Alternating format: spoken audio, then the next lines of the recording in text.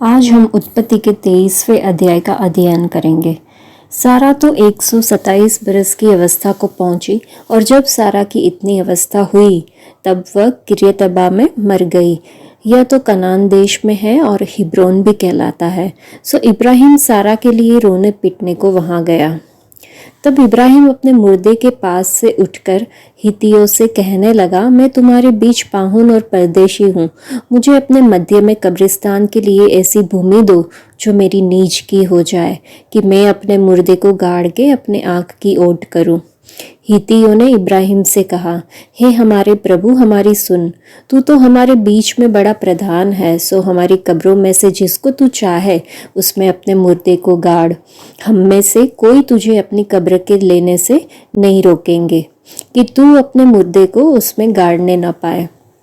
तब इब्राहिम उठकर खड़ा हुआ और हित्तियों के सम्मुख, जो उस देश के निवासी थे, दंडवत करके कहने लगा, यदि तुम्हारी यह इच्छा हो कि मैं अपने मुर्दे को गाड़ के अपनी आँख की ओट करूं, तो मेरी प्रार्थना यह है कि सोहर के पुत्र एप्रोन से मेरे लिए विनती करो कि वह अपनी मकपेला वाली गुफा जो उसकी भूमि की सीमा पर है उसका पूरा दाम लेकर मुझे दे दे, कि वह तुम्हारे बीच कब्रिस्तान के लिए मेरी निज भूमि हो जाए। और एप्रेन तो हित्तियों के बीच वहां बैठा हुआ था। सो जितने हित्ती उसके नगर के फाटक से होकर भीतर जाते थे, उन सबों के सामने उसने इब्राहिम को उत्तर दिया कि हे मेरे प्रभु, ऐसा नहीं, मेरी सुन। वह भूमि मैं तुझे देता हूँ और उसमें जो गुफा है वह भी मैं तुझे देता हूँ। अपने जाति भाइयों के सम्मुख में उसे तुझको दिए देता हूँ, सो अपने मुर्दे को कब्र में रख।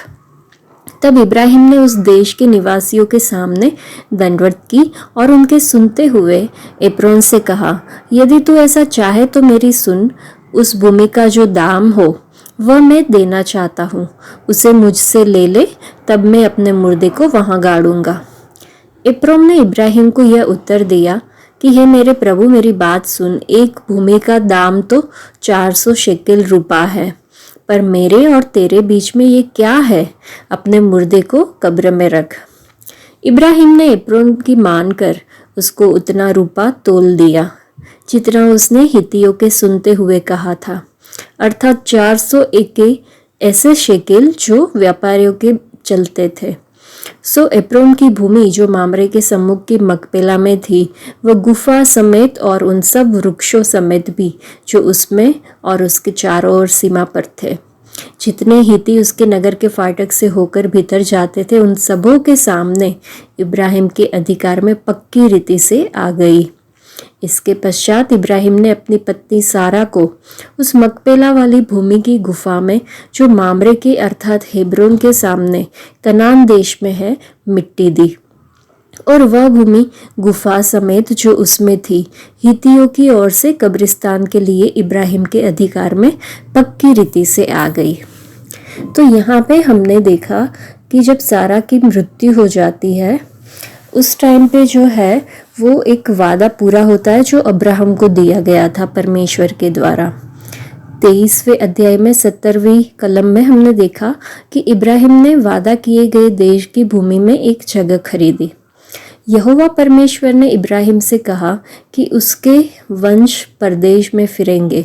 ये हमने उत्पत्ति के 15वें अध्याय में देखा था कि वहाँ पे परमेश्वर ने कहा था कि वहाँ के लोगों की सेवा करेंगे और 400 वर्ष तक यातना भोगेंगे, लेकिन वे उन देशों को सजा देंगे जिन्होंने उन्हें गुलाम बनाया था, और अंत में वे अपार धन संपत्ति लेकर चले जाएंगे।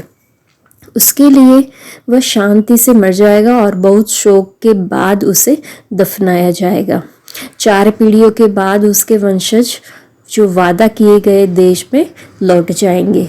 ये जो वादा था, जब इब्राहिम की पत्नी सारा की मृत्यु हो गई तो इब्राहिम ने सारा को दफनाने के लिए जोहर के बेटे एप्रोन से मकपेला की गुफा खरीदने का फैसला किया।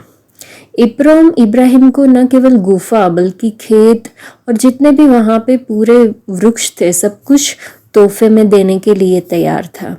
वो उनसे पैसे लेना नहीं चाहता था, हमने देखा, लेकिन इब्राहिम ने उससे कहा कि वह जमीन की पूरी कीमत चुकाएगा।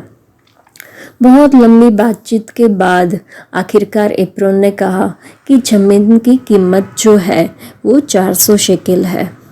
इब्राहिम ने एप्रोन की कीमत पर सहमति जताई और ममरे के सामने मकपेला का खेत जो था वो 400 शेकेल में उसने खरीद लिया और अपनी पत्नी सारा को उसी गुफा में दफना दिया।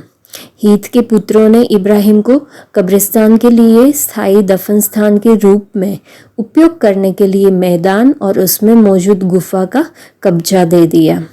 हालांकि परमेश्वर ने भूमि को उसके वंशजों की विरासत के रूप में देने का वादा किया था, लेकिन इब्राहिम जो है उसने एप्रोन से वो तोहफे के रूप में भूमि का स्वीकार नहीं किया।